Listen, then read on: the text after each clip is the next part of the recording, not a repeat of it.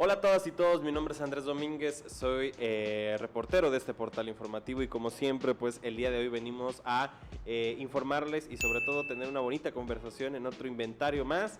Ya tenemos más de 80 capítulos hablando sobre diferentes aspectos de Chiapas que creo que en lo personal y sobre todo al equipo de Chiapas Paralelos nos hacen muy interesantes. Recordarles que este podcast se puede ver y escuchar, se puede ver a través de www.youtube.com/ChiapasParalelo.tv y se puede escuchar en Spotify, en Apple Podcast, en Google Podcast, en Amazon Music. Usted pone en Chiapas o inventario y ahí seguramente le saldremos. ¿De qué hemos hablado? Hemos hablado sobre temas sociales, medioambientales, coyunturales. Hemos hablado sobre muchísimas cosas. Hemos hablado sobre cocina, sobre... Bueno, ahorita que estamos en noviembre del año pasado hablamos sobre experiencias ahí, anécdotas como paranormales y ese rollo. Y pues hemos hablado muchísimo sobre historia. Y el día de hoy pues vamos a hablar sobre la producción creativa. También es algo que siempre hemos hecho, ¿no? Que hemos hablado sobre la creatividad, sobre estos espacios de arte. Y bueno, para eso el día de hoy invitamos a Svein Liévano, para que nos hablara un poco del corto que realizó hace poco, pero que más allá de él, conocernos un poco más, ¿no? Pero Svein, ¿cómo estás el día de hoy? Hola Andrés, muy bien. Primero, gracias por invitarme a Inventario. Muchas gracias. Ok, pues Svein, cuéntanos un poco. Primero, tú dices que naces en Ocosingo. Cuéntanos cómo describirías Ocosingo. Ocosingo. Pues sí, yo nací en Ocosingo. Ocosingo es un municipio bastante grande. Es uno de los municipios, es el municipio más grande, creo, del estado de Chiapas. Es un lugar, para los que no lo conocen, es un lugar muy selvático. Ocosingo se le conoce como la puerta a la selva lacandona. Es un lugar que está obviamente la cabecera municipal de Ocosingo, que es de donde yo he vivido, donde yo viví. Y pues hay muchos lugares también alrededor, ¿no? Muchos lugares ecoturísticos. Digo, este no es un promocional turístico, pero visítenlo. Hay muchos lugares que visitar, lagunas, ríos. Entonces es un municipio con demasiada riqueza natural. Claro. Y también riqueza cultural, ¿no? O sea, por ejemplo, creo que mucha gente de repente piensa Selva Lacandona y piensa que todos en Ocosingo andan en estas famosísimas túnicas, no sé cómo se les digan. Sí. Estos, porque está muy mal, creo que alguna vez no me corrigieron, pero sí escuché que le dicen vestidos, pero no son vestidos, ¿no? Son como túnicas completas, ¿no? Las blancas, sí, ¿no? Sí. Pero... culturalmente, ¿tú cómo describirías Ocosingo? Porque también tenemos una cierta de región Tojolabal, por las Margaritas, Altamirano, sí, ¿no? Fíjate que Ocosingo es un municipio muy multicultural. Hay muchas, como dato interesante, es que hay varias etnias o culturas que convergen en el municipio. Hay tzeltales, tzotziles, choles, tojolabales, entonces hay varias lenguas que se hablan en el municipio y obviamente también las indumentarias que utilizan, ¿no? Claro. Entonces es un municipio muy multicultural. De hecho, tú no estás para saberlo, pero hace unas semanas, justo filmamos algunos datos relevantes del municipio y uno de ellos es que el 80% de la población habla al menos una lengua indígena. Entonces, pues es uno de los municipios más ricos en ese aspecto. Oye, Svein, cuéntanos un poco cómo fue tu infancia. Cuéntanos. Mi infancia, con relación Porque sigues estando joven, ¿no? Eso es lo que sí, claro. Todavía soy un niño, ¿no? Claro. Un niño que está muy dentro de mí. Pues bueno, mi infancia fue, yo creo que como la de muchos, o sea, fue bastante bonita, obviamente, o sea, yo soy niño de los que creció en los 90s, ¿no? Uh-huh. Fue muy bonita, fue una infancia que, o sea, pensando un poco a lo que me dedico hoy en día, sí era una infancia demasiado imaginativa. O sea, sí, yo creo que todos los niños como que imaginamos, o cuando éramos niños imaginábamos imaginamos pelear con dinosaurios, dragones y todo ese rollo, ¿no? Pero yo sí me vi muy influenciado desde niño por la televisión. O sea, yo recuerdo que veía mucha televisión y me encantaba, pues me encantaba como copiar, parodiar lo que veía en la tele y llevarlo a mis juegos. Entonces como que desde ahí ya venía un poquito esta idea de dirigir o de dedicarme a algo que tuviera que ver con filmar o con las cámaras, ¿no? Entonces me gustaba mucho desde niño jugar a eso, jugar al teatro. Entonces yo creo que es algo que ya estaba desde niño. Pero fue una infancia muy bonita. Claro, y como, de hecho no nos llevamos tanto tiempo, ¿no? Yo también soy joven. Tira. El punto aquí es, ¿qué es lo que te marcó culturalmente al consumir la televisión o otras cosas? Por ejemplo, para mí, y lo he dicho en varios capítulos, me marcó mucho ver Discovery, por ejemplo, National Geographic, ¿no? Animal Planet, porque yo soy biólogo frustrado. Entonces, no pude ser biólogo, pero he asociado como mi periodismo como por allá para tener ese contacto, tal vez, por fortunas de la vida, ¿no? Pero indiscutiblemente ver ese contenido sí me hizo como cambiar mi perspectiva respecto a las muchas especies que existen, más allá del gato y el perro, no sé si me estoy a entender. Sí. ¿Tú qué contenidos veías? ¿Qué veías cuando te demasiada regresabas de la violencia, primaria? A ver, demasiada violencia. Claro. No, Cobra, pues es que ya, o sea, lo he platicado, por ejemplo, con amigos, pero, o sea, yo crecí, obviamente veía caricaturas que todo el mundo veíamos, pero también era como pues estabas ahí sentado con mamá, me tocó ver telenovelas, me tocó ver mucho drama, me gustaba como de todo, pero desde muy niño también, y gracias yo creo a uno de mis hermanos mayores, o sea, como que me tocó también ver películas de terror, entonces yo desde niño me vi fascinado por eso, o sea, me encantaba. De hecho, siempre lo he contado, pero como a los 11 años más o menos, yo sabía que me gustaba como todo este rollo, pero hubo una película de terror que me marcó y que dije, a mí me encantaría hacer eso. O sea, cuando yo lo vi me fasciné y dije, todos los elementos de esa película me gustan, o sea, yo quiero algo así. Yo quiero hacer algo así. Y que fue el remake de Masacre en Texas. Claro. Salió en el 2003. Entonces cuando yo la vi en casa de un primo que también le gustaban mucho las películas de terror. O sea, como que el terror me... Claro. O sea, de esta escena que inicia o no sé si finaliza como de que es unos periodistas que van entrando a una cueva y sí. Claro. Empieza como un falso documental, que todo lo que encontraron, y hay un policía que está filmando el área del crimen. Y lo sale a corretear. Ajá, sí, esa película. Entonces yo no la vi en el cine, la vi en casa de un primo que fue el que me la puso, me dijo, mira, tienes que ver esta película y no sé qué. Y yo cuando la vi quedé así maravillado. Y creo que desde ahí se potenció aún más lo que yo ya traía y como que desde ahí se me empezó a meter esta idea de querer estudiar cine o de querer hacer cine, pero sí fue creo que lo que más me marcó. Claro, yo te preguntaría también, digo, de forma personal, sí te puedo decir que nuestra infancia, creo, y aquí sí me voy a escuchar un poquito viejito, sí fue marcada primero por la televisión, ¿no? De hecho, yo ahorita que doy clases, de repente les digo, sí, como el capítulo de Los Simpsons, ¿no? Y me quedan como viendo. Y yo digo, bueno, Los Simpsons se siguen... Están vigentes todavía. Están vigentes, claro. Y yo así de, claro, Los Simpsons todavía no han pasado, pero sí son como de... ¿Qué son Los Simpsons? Y yo me ataco. Pero bueno, el punto es... También me tocó ver telenovelas. ¿Por qué? Porque creo, en lo personal, que era como la única... O sea, sí había opciones. Yo me acuerdo que habían unas opciones limitadas primero en la televisión abierta, ¿no? Y digo, para las generaciones jóvenes ya no tanto, porque literalmente la tele ya ni la pelan. Pero era como... Y siempre lo he dicho, ¿no? De que ver Matilda todos los fines de curso, ¿no? O sea, te lo ponían cada semana, ¿no? Y en Navidad tenías que ver Mi Pobre Angelito. Mi Pobre Angelito. O, por ejemplo, estas que se llama El Viaje al Centro del Mundo de unos dinosaurios. No me acuerdo cómo se llama. Al centro de la Tierra. O sea, una cosa así. Sí. Y luego también estaban las telenovelas, ¿no? Y era como un momento en el que decías, claro, no es que yo sea muy fan de las telenovelas, pero no había mucho que ver.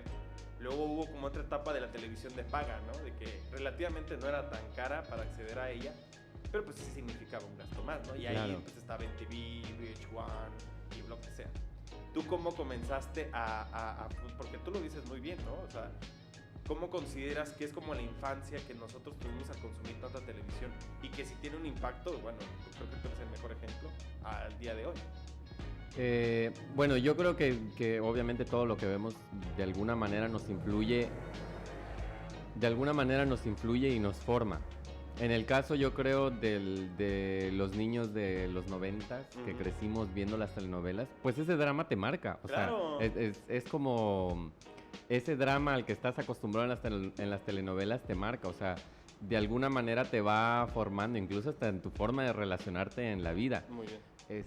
Yo luego tengo un grupo de amigos que es como que juegas con esa idea, ¿no? Y que ahorita se han puesto muy de moda el sacar el tema de las novelas viejitas, ¿no? Para hacer memes y todo porque eran muy dramáticas. Pero... El de La Maldita Lisiada, El de ¿no? La Maldita Lisiada, por ejemplo, ¿no? Claro. Que marcó toda una época. Pero yo creo que todo eso sí nos forma, o sea, de alguna manera sí va influyendo en cómo vamos viendo la vida y relacionándonos con los demás. O sea, las novelas, en este caso, creo que sí son algo que en general en la cultura mexicana nos tenía muy, muy marcados y nos daba una idea de cómo tenían que ser las relaciones sociales, la relación de los padres con los hijos, etcétera, ¿no?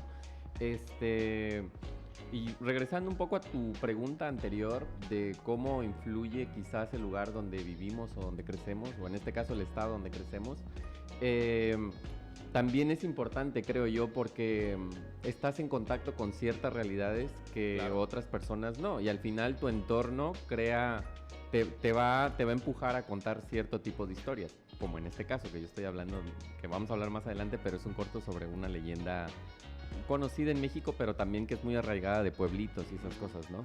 Pero justo el estar en contacto con esas realidades nos hace contar cierto tipo de historias. Por ejemplo, no es lo mismo si tú traes un cineasta, no sé, de Ciudad de México, por ejemplo, que ha vivido todo el tiempo en la ciudad, etcétera, va a tener un contexto distinto claro. a alguien que creció en un pueblo de Chiapas, por ejemplo, ¿no? Puedes tener ciertas nociones y ciertas ideas sobre la vida. Por ejemplo, recuerdo que estábamos en un curso como de guión y nuestros asesores pues eran de Ciudad de México. Y habían cosas que mis compañeros o yo escribíamos y como que les sacaba de onda, decían, no, es que eso está muy fuerte o eso no sé qué.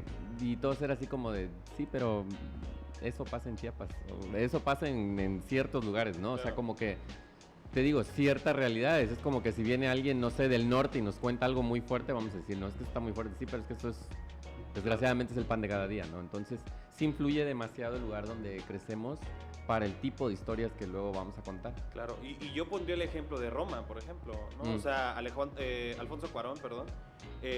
Bien interesante cómo describe Roma con tanta cercanía, ¿no? No es como una onda de que yo lo cuento desde allá o porque alguien me trajo un guión y yo lo fui construyendo, sino sí parece que inclusive los pequeños detalles que se ven en Roma son como muy de la época y muy como vivenciales, ¿no? Como que transmutan el conocimiento tan exacto de cierto tipo de cosas. Y justo me puse a pensar cómo, por ejemplo, no sé, Alfonso Cuarón viniera a hacer, no sé, una película acá, cuando bien la puede hacer, por ejemplo, Shun-Zero, por ejemplo, ¿no? O sea, que están contando esas realidades, ¿no? Como tú bien las mencionas. Oye, yo te preguntaría, bueno, te vienes de Ocosingo y te vienes a vivir a Tuxtla, ¿no? Cuéntanos cómo fue mi historia. Cuéntanos esta triste historia. ¿Cómo fue mi travesía? Pues claro. Mira, obviamente yo estudié hasta la prepa. Yo crecí en Ocosingo, entonces digamos que ahí viví mi infancia y mi adolescencia. Y estudié la preparatoria. Llegó el momento, como te contaba, yo ya traía como esta idea de querer estudiar cine desde como los 11 años. Entonces, de hecho, como que esta idea iba creciendo, pero era algo que si bien no estaba tan madura la idea, era porque era como algo que lo veía lejano a mi vida, ¿no?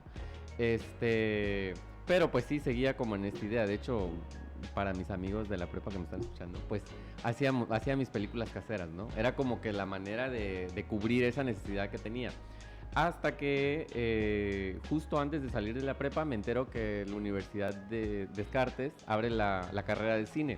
Y fue así como pude, o sea, se abrió esa puerta y me colé, ¿no? Entonces Claro. me metí a la carrera y ya me vengo a estudiar a la Universidad de Tuxtla. Estudio en la Universidad de Descartes, estudié 4 años y pues ya al salir es empezar tu vida laboral en el mundo audiovisual y seguir tus sueños de querer hacer cine. Yo preguntaría antes de qué fueron esas primeras, porque todo el mundo ojalá creara como perro de reserva, ¿no? O sea, una cosa muy simple, de muy corto, dura como, ¿cómo se llama? Beetlejuice, creo que la de Nolan, pero esta onda de, ¿qué fue lo primero que pensaste para realizar? Ah, bueno, o sea, como te dije, o sea, Así como esas películas yo lo que bien hice, caseras, claro. sí, o sea, era casera, pero obviamente, pues no todavía, todo el tiempo estamos en la búsqueda de como artistas quiénes somos y qué queremos contar, ¿no? O cuáles son las historias que traemos. Obviamente en ese momento yo estaba enamorado de la idea de hacer mi película, ¿no? Mi película casera, pero era copiando y viendo todo lo que me había influenciado en mi infancia, las películas que ya me había aventado, ¿no? Entonces era como que, pues sí, tenían una influencia, era casi una calca de las cosas que yo había visto. Ya conforme uno entra a la carrera y ya te empiezan a enseñar y también empiezas a, pues empiezas a encontrarte, a ver dentro de ti, saber qué tipo de historias quieres contar y quién eres como artista, es obviamente que vas evolucionando y vas encontrando tu propia voz. Claro. Pero mientras tanto, yo estaba más casado con la idea de poder filmar algo y editar y poder dirigir este montón de personas y que me sigan en la locura y ya. Pero tal así como que yo te diga, ay, desde niño yo traía esta visión Claro. y esta voz, no la tenía todavía. Yo justamente te pregunto porque en el aspecto de decir cuál fue ese primer reto de agarrar una cámara y comenzar a grabar y decirle, tú tienes que hacer eso. Mi pregunta es, ¿qué fue la primera idea que detonaste o que recreaste en ese momento con tus amigos de prepa? Pues la primera que hice, porque no solo hice una. Ah, bueno, hice mira, varias. justamente Exacto. es por eso lo que... Pero sí, o sea, la primera que recuerdo, yo ya traía como esta espinita desde niño de que vamos a jugar, no sé, sí, pero tú vas a hacer eso, tú vas a hacer, o sea, ya desde ahí ya traía lo de director Montaste escena. ajá, Sí, claro. o de mandoncito podría ser, ¿no? Claro. Pero la primera que hice fue porque recuerdo que nos pidieron hacer como, era como una obra o algo así en la materia de inglés. Ya ves que luego piden que Ajá. hacer conversaciones así súper largas y todo. Y yo dije, de Es aquí mi momento. es mi momento. Mi Y momento yo ha llegado. convenciendo a toda la gente así de, no, mejor lo entreguemos en video. Pero pues no lo iba a entregar en video así como de que aquí está la cámara y párate ahí y habla y platica, ¿no? O sea, no, yo creé una historia, hice una historia de terror y a ver cómo meto a estos mis 15 compañeros de equipo a que hagan algo y tengan un personaje y no sé qué. Entonces era una historia de terror, obviamente metiendo todas las películas que yo había visto de Masacre en Texas, de Viernes 13, o sea, todo. Era así como que lo metí en una licuadora, lo licué y saqué esa cosa, ¿no? Y eso fue lo primero.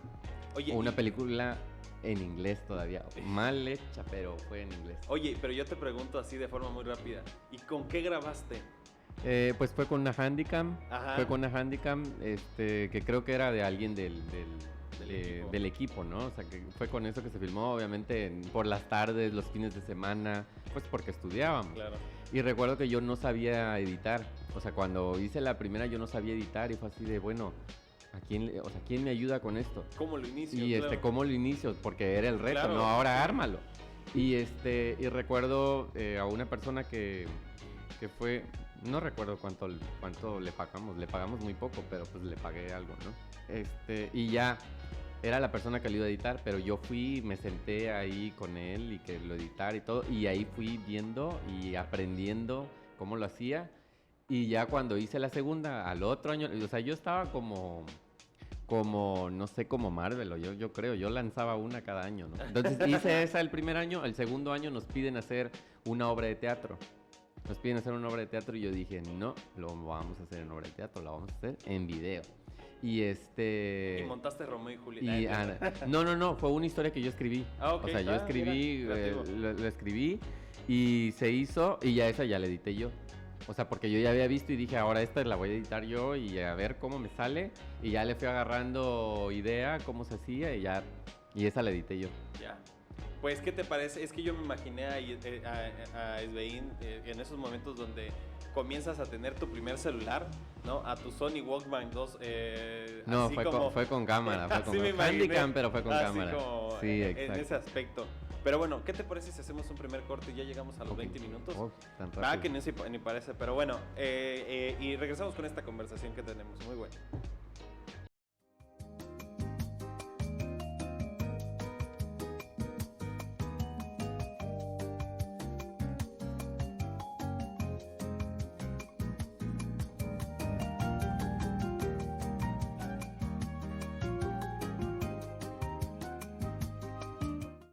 Y regresamos con Svein Liévano justamente hablando de sus primeras inmersiones, de sus aproximaciones al cine.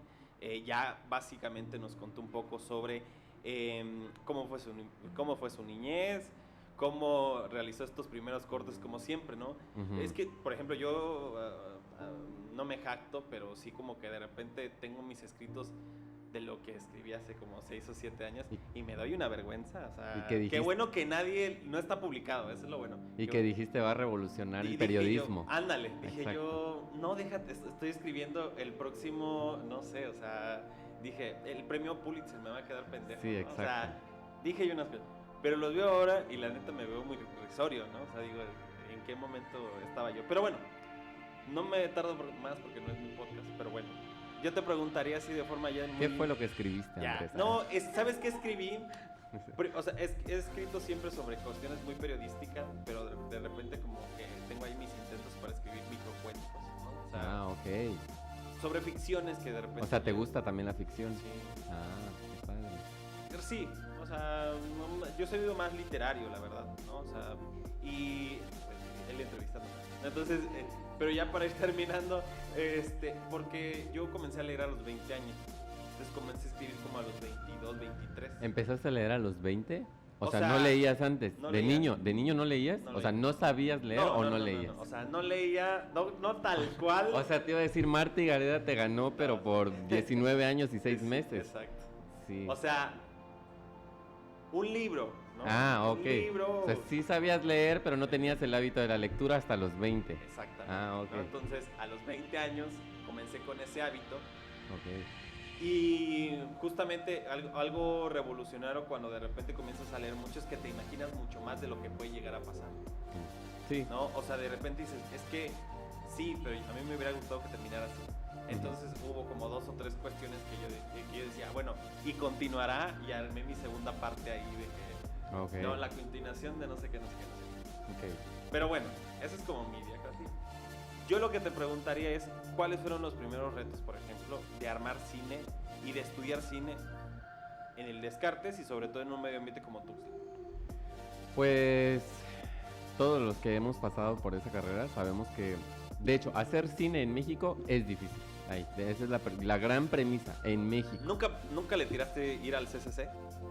Fíjate que no, porque te digo que siempre tenía como que la idea de estudiar cine y sí tenía la noción y decía, pues es que tendría que estudiar como fuera y todo. Y en esa época tenía 2 hermanos que estaban estudiando, o sea que mis papás estaban pagando la carrera a 2 hermanos.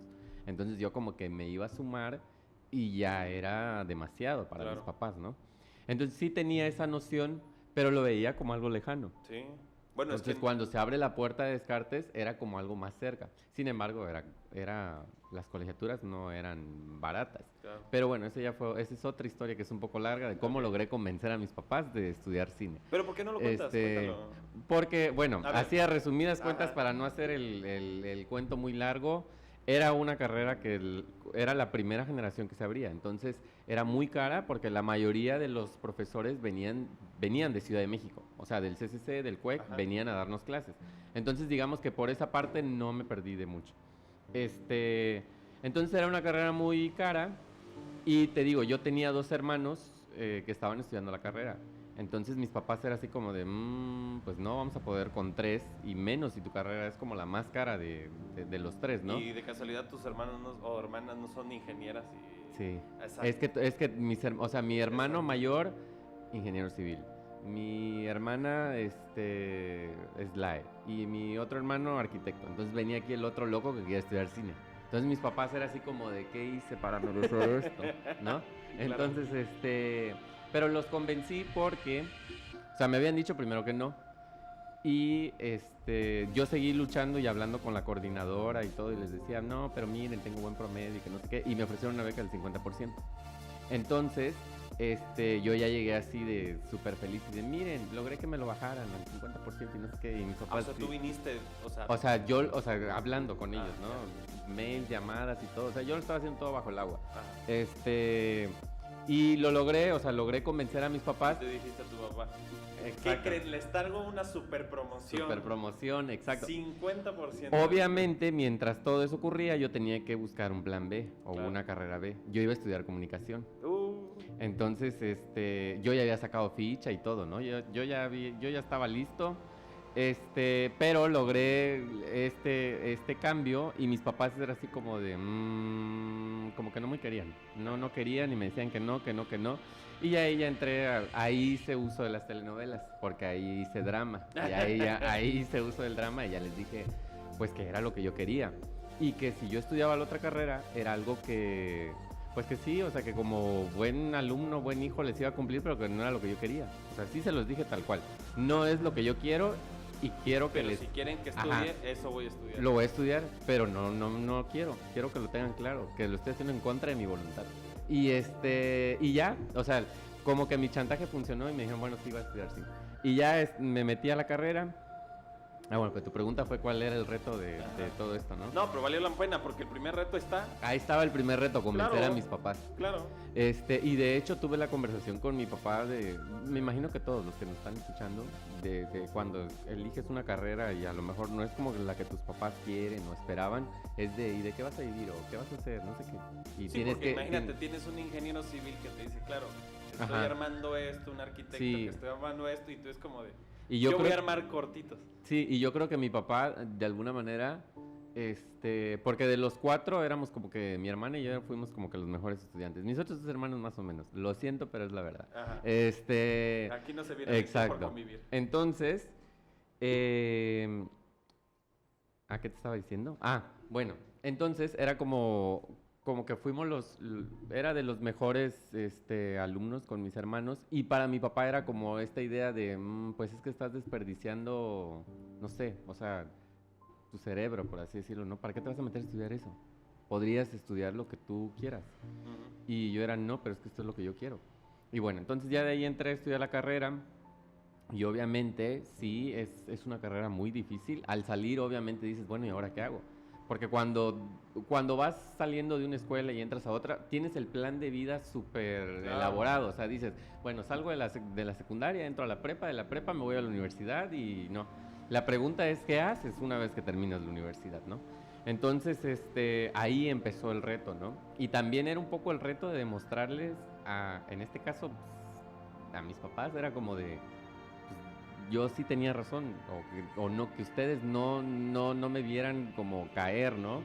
Y sí fue difícil. Afortunadamente, gracias a Dios, se me han ido abriendo muchas puertas, he tenido trabajo, me he asociado con otras personas y tenemos una empresa de producción audiovisual, y trabajo hemos tenido. Obviamente, como en todo, hay épocas muy altas donde nos saturamos, y hay épocas donde más o menos. Entonces, ir aprovechando los momentos, pero afortunadamente nos ha ido bien en cuestión a publicidad y esas cosas, ¿no? Obviamente en el ámbito cinematográfico, pues ahí sí ya tienes que luchar un poquito más. O sea, ahí ya tienes que sacrificar cosas tuyas para que logres hacer lo que tú quieres. Claro. Porque desgraciadamente estos proyectos que no son redituables, por así decirlo, que no hay una empresa que vas a vender una marca o vas a vender un producto, pues no todo el mundo se suma. O sea, no todo el mundo te dice, ay, sí, hagamos esto, ¿no? Claro. Que es mero entretenimiento, por así decirlo, ¿no? Y es como la historia de Scorsese, ¿no? Sí. O sea, de que Scorsese, pues, había sacado Toro Salvaje, Taxi Driver, y había sacado estas, y de que críticamente les iba muy bien, pero nadie las iba a ver. Exacto. ¿No? Entonces de repente como que dice, ¿a quién necesito? Pues saco a Robert De Niro y meto a Leonardo DiCaprio, ¿no? Después de Titanic. Entonces como que dices, claro, ya la veían, pero pierde tantita crítica, ¿no? Claro, pero yo no tengo ni Robert De Niro ni Leonardo DiCaprio, entonces, Bueno, esperemos en algún momento. entonces, sí es difícil y desgraciadamente hay muchas instituciones culturales que, pues, que no te van a apoyar, o sea, aunque existe ahí la figura, no te van a apoyar. O la mayoría ya te apoyan ya que el producto está terminado, ya que tú pusiste de tu bolsa, hiciste esto, lo otro, ya todo el mundo te ofrece una ventana, ¿no? Para que lo enseñes. Pero Ya cuando está tú, condicionado, exacto, seguramente. pero cuando tú tienes la idea, cuando la idea está en papel, casi nadie te dice, yo sí te voy a ayudar. La verdad, en este último proyecto que hicimos, me encontré con gente, con marcas que sí se sumaron y se los agradezco infinitamente, que les platiqué y dijeron, sí, lo hagamos, ¿no? Entonces, pero también es un trabajo que te va costando tiempo, porque tienes que, o sea, este es mi 8º cortometraje. Pero cuando hice el primero, bueno, el primero fue mi tesis, pero cuando hice el segundo, hice el tercero, es así como de, o sea, nadie se quiere sumar porque es de, pues, ¿tú quién eres? Claro. Y hasta hoy en día, ¿no? Hasta hoy en día, marcas enormes, no sé si se sumarían a un proyecto mío, yo espero que sí. Pero es un trabajo que cuesta mucho. Y el hacer cine o cualquiera de las artes, porque desgraciadamente las artes son vistas como un hobby, o sea, no son vistas como profesiones, mucha gente no las ve como profesiones, o sea, lo ven como de, no sé, soy músico. Sí, pero ¿qué haces? No, o sea, Es como músico. la de, exacto, Ajá, toca chido. Ajá, sí tocas, pero ¿y qué haces, no? O si yo vengo y digo, soy cineasta. Ajá, pero de lunes a viernes, ¿qué haces? ¿No? O soy. Todas las artes son vistas de esta manera, desgraciadamente. Obviamente, no por todos, pero mucha gente lo ve así. Y no son vistas como profesiones, como un trabajo, como cualquier otro, ¿no? Entonces sí es muy difícil, es un camino que está lleno de muchas trabas, de muchos obstáculos, pero cuando los brincas, cuando logras superarlos, está lleno de muchas satisfacciones. Entonces, es como todo. Te tiene que gustar, te tiene que apasionar para que puedas seguir y no te rindas, porque sí es un camino muy difícil. Cuéntanos un poco de tu tesis y del proyecto de tu tesis.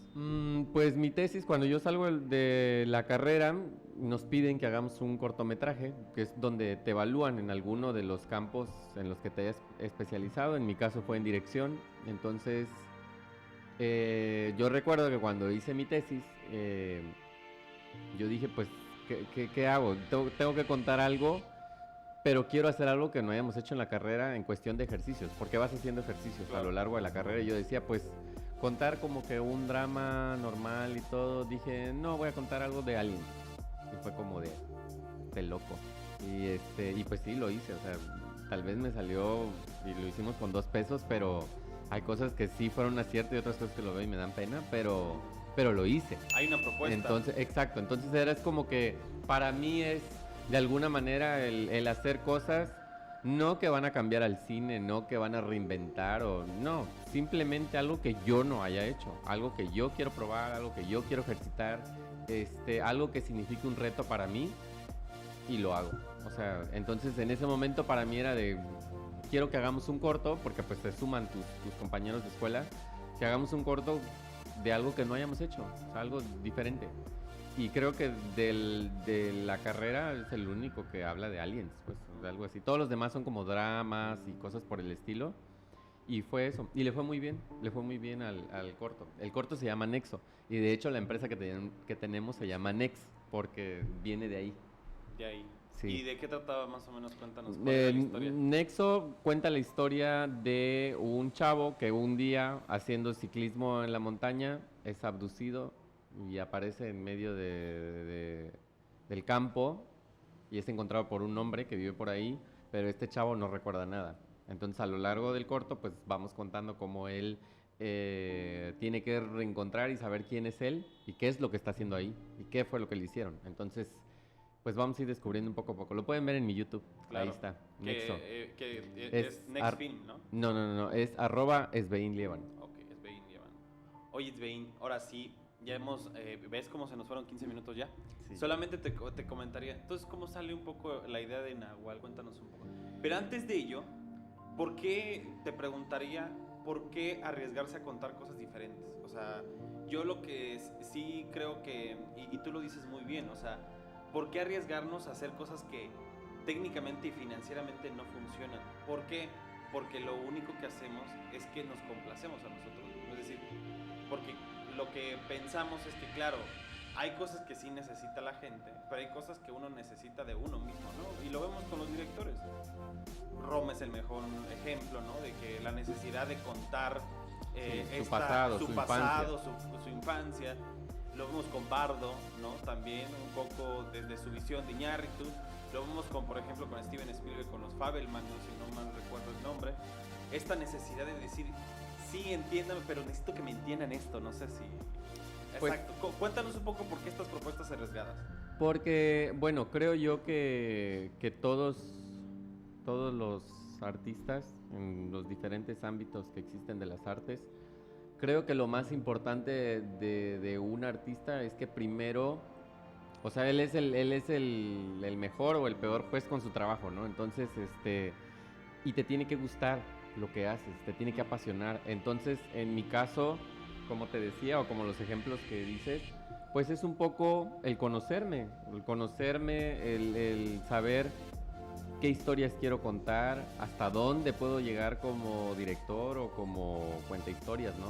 Entonces, es ejercitar el músculo, es que yo vea en lo que voy a hacer un reto o que me apasione, y como decías, a lo mejor no es lo que todo el mundo quiere o espera, pero es lo que yo necesito como artista. Y siento que entre más honesto es el trabajo de un artista, conecta más fácil con las personas, ¿no? En cuanto más honesto eres con tu arte, es más fácil que los demás conecten, porque es algo más personal, o sea, es algo donde estás poniendo parte de ti. Entonces, cada trabajo que haces habla de ti, habla un poco de ti. Entonces, entre más personal sea, más conectas. Entonces, creo que por eso es importante ese tipo de historias. Y en mi caso, como te decía, que sean un reto, que me apasionen. Yo soy el primer juez de mi trabajo, entonces si a mí me gusta, digo, bueno, ya a mí me gusta, espero que a los demás les guste, ¿no? Obviamente lo haces también pensando en que el espectador le guste tu trabajo, ¿no? O le entretenga o le emocione.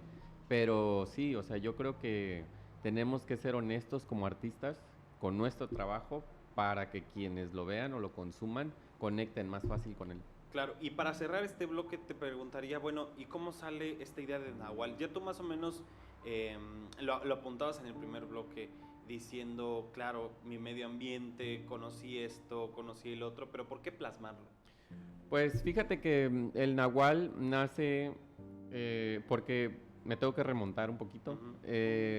Justo, yo crecí en un pueblo, y en Chiapas, pues es muy conocidas las leyendas. A todos nos han contado alguna vez historias de terror, de fantasmas y de leyendas. Entonces para mí era algo como, me llamaba mucho la atención. Y cuando estaba en la carrera, estaba con un amigo que se llama Fernando Carrasco. Me prestó un libro de leyendas. Y lo leí y me dijo, mira, léelo, no sé qué, porque a los dos nos gusta mucho las historias de terror. Y yo cuando lo leí, dije, me gusta todo este universo, pero no me gusta el enfoque que le dan. O sea, porque las leyendas, obviamente la mayoría de las leyendas o de estos seres nacen como para castigar algún vicio de los personajes, ¿no? Pero a mí no me gustaba que era como, o sea, se abordaba de una manera muy, no sé cómo decirlo, como muy, muy jarioso, muy, sí, o sea, como mucho chiste, o sea, se dejaba un poco al lado del terror. Y yo como amante del terror decía, es que aquí hay buenos personajes, o sea, hay buenas leyendas, pero hay que tomarlas en serio para Claro. que te generen miedo, no para que te den risa.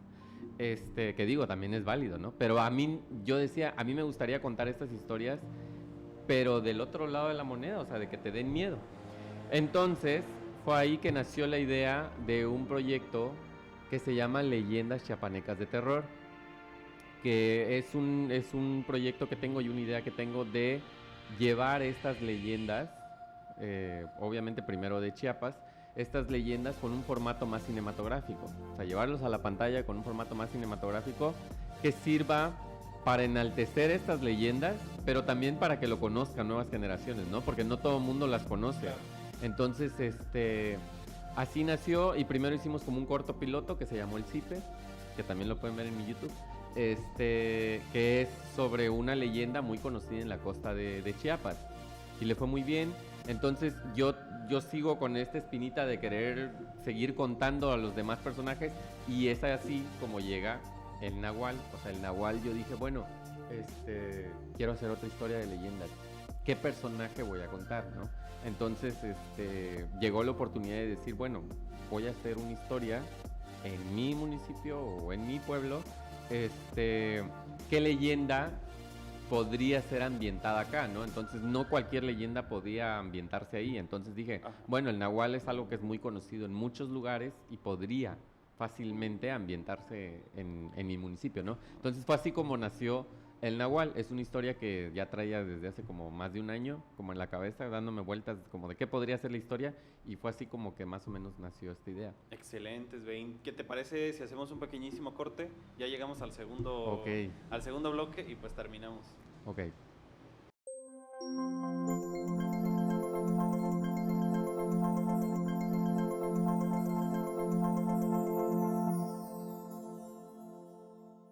Y regresamos con Svein Liévano hablando justo, bueno, ya entramos como a la parte principal de la intención de este podcast, aunque la verdad se ha ido muy rápido, ¿no? Muy rápido. Como- Perdón, querido público, por hablar demasiado. público conocedor, ¿no? Exacto. La verdad es que la intención, como lo decimos al principio, pues es que tú, que sobre todo las y los invitados, pues nos deleiten mucho con lo que saben, ¿no?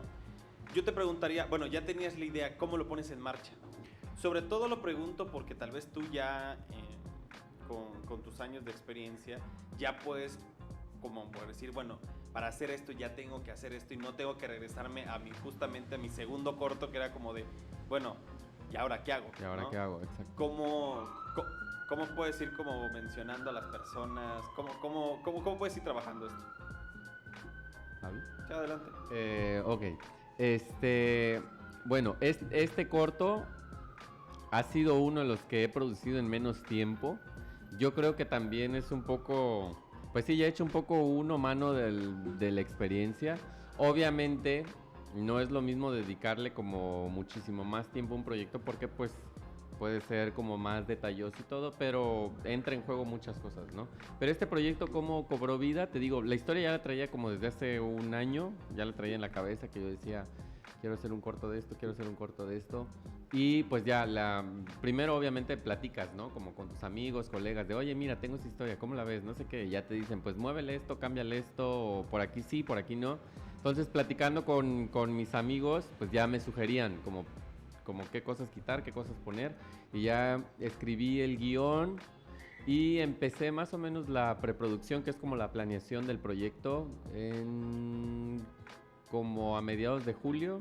O sea, que empiezas ¿De este año, o sea, que empiezas, ya obviamente ya tenía el guión, primero pues que te lean el guión, que te den comentarios, etcétera. Y una vez teniendo el guión, pues hay que ver quién nos puede ayudar a financiar esto. A buscar como quienes te pueden ayudar a financiar, mientras empiezas a buscar pues locaciones. O sea, yo ya sabía que iba a ser en Ocosingo, pero tenía que encontrar dónde, ¿no? Dónde iba a ser el lugar que se iba a contar esta historia. Empiezas a buscar locaciones, empiezas a buscar a los actores, empiezas a hacer castings. Entonces empiezas a hacer convocatorias de castings y a probar quién sí, quién no. Y conforme va avanzando el proyecto, pues vas sumando gente. Claro. La verdad, agradezco mucho a las personas que se sumaron a este proyecto, a los que formaron parte del crew, porque gente muy talentosa que los conozco, a la mayoría los conozco, son mis amigos y otros pues, colegas, pero se sumaron a este proyecto, y obviamente conforme vas sumando a estas personas y confías en el trabajo de ellos, pues te vas sintiendo más arropado. O sea, vas logrando que cada persona vaya cubriendo algún departamento dentro de este cortometraje. Entonces vas sumando personas, vas platicando con ellos, les vas contando tu visión para que todos vayan sobre la misma idea.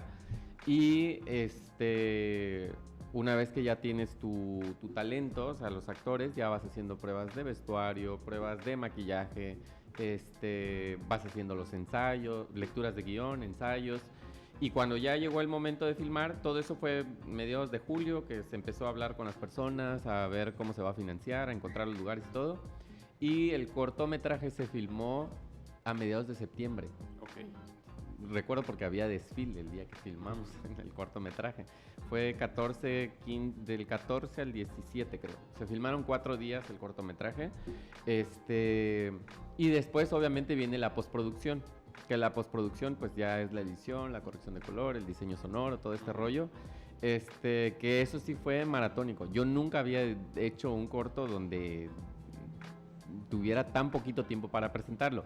Para esto fue porque en la página donde se estrenó, que se llama Ocosingo Es, nos buscan a nosotros para crear contenido.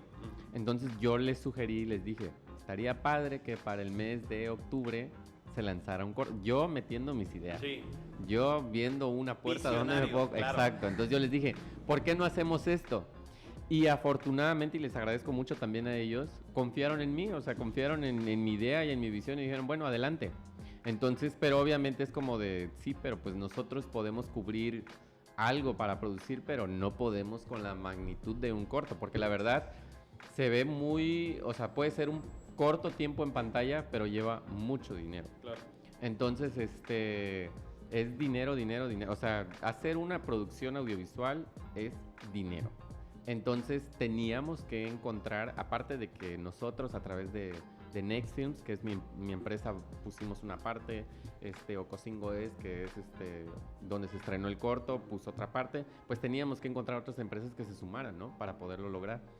Y ya, finalmente se filma el corto a mediados de septiembre y viene el proceso de postproducción, que te digo que fue maratónico. Yo nunca había hecho un corto que tuviera un mes y cachito.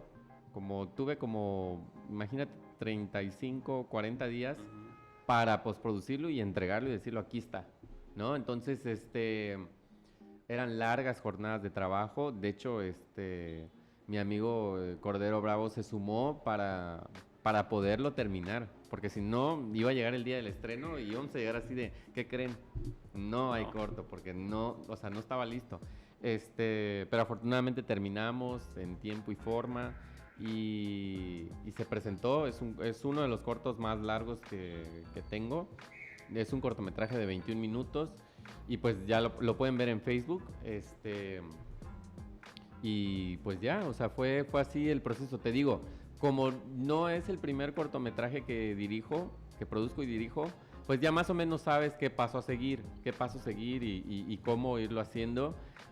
Sin embargo, siempre es un trabajo extenuante que no lo puedes hacer tú solo, y afortunadamente conté con la ayuda de muchas personas que te ayudan, ¿no? Para que tú te enfoques en algo y los demás van resolviendo otras cosas, ¿no? Pero pues al final el público es quien juzga con lo que ve en pantalla y ahí está, ¿no? Entonces, lo que se hizo bien, qué bueno, y lo que no, pues ni modo, así también va uno aprendiendo, ¿no? Y regresamos un poco más oscuros, evidentemente, porque ustedes no están para saberlo ni nosotros para contarlos, pero como tenemos una oficina ubicada en el centro, en el corazón de la capital chiapaneca, y como, no sé si ustedes recuerdan, y ustedes estoy señalando a Pau y a Jime, porque en el día que grabamos, Jime, el día del capítulo de la maestra Susana Solís Esquinca, era el desfile del 16 de septiembre. Entonces imaginarás. Entonces es muy común que se escuchen muchos ruidos. Hubo un enfrentamiento aquí, como nosotros de repente lo hemos vinculado, y por eso de repente se escucharon sirenas. De hecho nos echamos otro podcast antes de hablar sobre, ya hay cosas ahí diferentes, pero es a lo que venimos, ¿no? Okay. Entonces justamente nos estabas por contar, bueno, cuéntanos un poco así de forma muy somera para que la gente entre después de que termine de ver este humilde podcast a decirnos de qué trata el Nahual. Bueno, el Nahual es la historia de la historia está ambientada en 1992. Es la historia de una joven pareja que un día, por azares del destino, se topan con un brujo, y este ser fija su atención en algo que ellos quieren mucho y a partir de ahí pues, no los va a dejar en paz.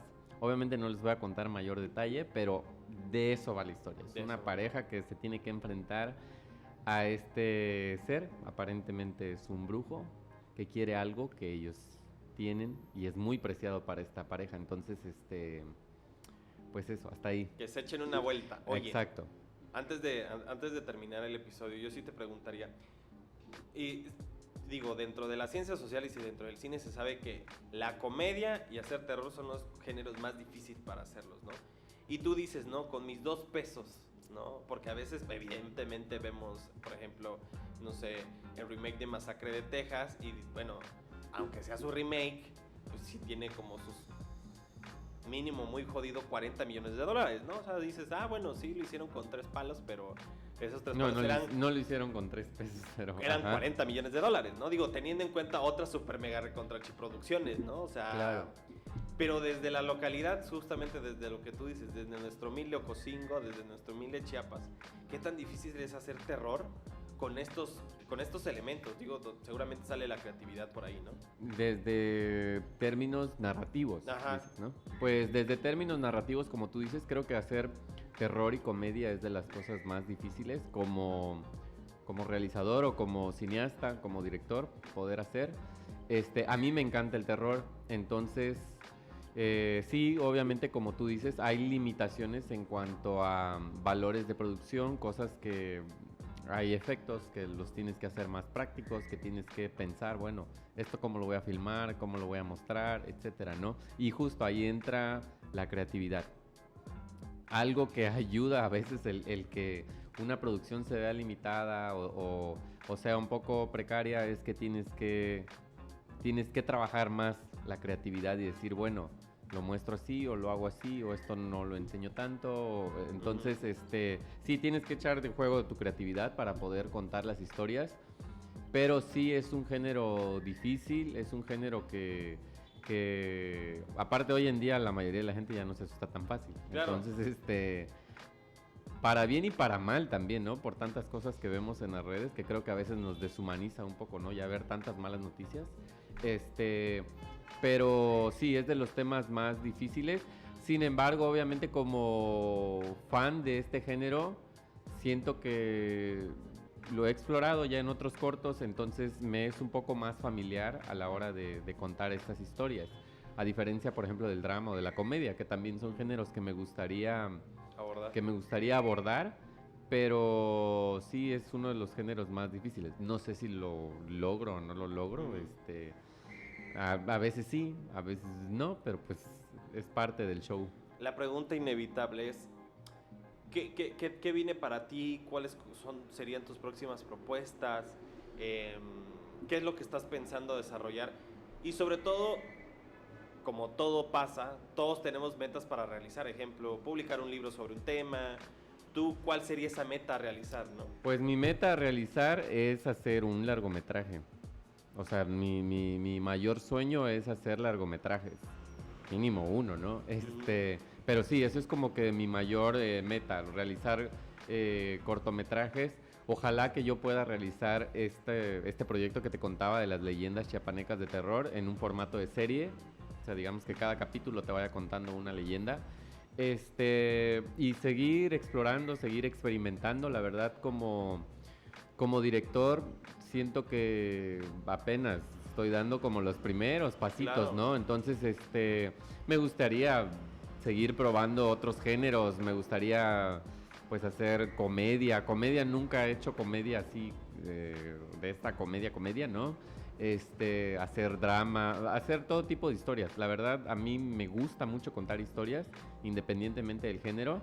Sin embargo, creo que el terror ha sido como que el que más he abrazado porque es como de mis favoritos, pero pues sí, o sea, me esperan muchas historias por contar. Claro, y yo te preguntaría algo, digo, para ir finalizando, ¿piensas irte de Chiapas o piensas seguir creando desde Chiapas? Fíjate que es algo que me lo han preguntado mucho. En realidad me gustaría seguir contando historias en Chiapas porque creo que tenemos locaciones muy padres, historias también universos e historias muy, muy particulares, que se pueden aprovechar muy bien en pantalla, pero no estoy peleado con la idea de poder mudar y ir hacia donde las historias me lleven, ¿no? A final de cuentas, yo sé que para poder realizar cierto tipo de historias, pues tienen que ser, a veces tienes que salir del lugar de donde eres, ¿no? Entonces, pues no sé, ahora sí que las sorpresas que me prepara el destino. Ok. Y bueno, Svein, ¿qué te parece si nos regalas tus redes para que, dónde podemos ver Nahual, dónde podemos ver los demás cortos? Cortometrajes. Digo mucho documentales porque hablamos sobre documentales un rato. Y cuéntanos un poco dónde podemos encontrarte también. Pues mis redes sociales, en Instagram estoy como @svein.liebano. Y en YouTube también se pueden suscribir a mi canal y ver otros cortometrajes que tengo, que es @sveinliebano. Y el cortometraje del Nahual, por ahora solo está disponible en Facebook, en la página de Ocosingo Es. Ocosingo Es. Ahí podrán ver el cortometraje del Nahual. Y pues más adelante yo espero ya poderlo, o sea, mucho más adelante ya poder que lo puedan ver en YouTube, pero por ahora ahí. Claro, y pues, te pregunto, ¿alguna reflexión final? ¿Algún mensaje para el mundo de lo para que el hemos mundo, platicado, para los que de nos los están escuchando? normalistas? La verdad, siempre que aprovecho a decir cuando me invitan a un programa o doy una entrevista, es que quien nos esté escuchando y tenga algún sueño, alguna pasión que quiera seguir y a veces no se anima por el qué dirán o cómo me va a ir o no sé, ¿no? Como todos esos miedos que a veces nos embargan y nos detienen a seguir lo que queremos o nuestros sueños, es que lo hagan, porque a final de cuentas pues vida solo es una, entonces el chiste es hacer lo que uno ama, lo que uno le apasiona, entonces sigan sus sueños, luchen por ellos. El camino va a ser difícil, pero como lo dije, si te apasiona y te gusta, también es muy recompensante. Hay momentos donde de verdad sabes que estás en el camino correcto y entonces pues nunca renuncien a sus sueños, sigan sus sueños y luchen por ellos. Ok. Pues Svein, hemos llegado al final, a la finalización de esta conversación, la cual iba muy larga, o sea, iba muy rápida, pero luego nos dimos cuenta que se detuvo un rato justamente por el tema de los normalistas. Pero bueno, así son las peripecias. Te agradecemos infinitamente el tiempo. Andrés, gracias. También agradecemos a Pau y a Jime que nos realizaron el día de hoy grandiosísimo capítulo. Un aplauso siempre para ellas, ¿no? No seríamos nada sin ellas. Y pues nada, recordarles que mi nombre es Andrés Domínguez y que pueden ver las demás conversaciones que tenemos en Inventario. ¿Dónde? Pues en www.youtube.com/Chiapas Paralelo o en Spotify o en Apple Podcast, en Google Podcast. Ponen Inventario o Chiapas Paralelo y seguramente ahí nos van a ver. Y pues bueno, nos vemos en la siguiente conversación. Hasta luego.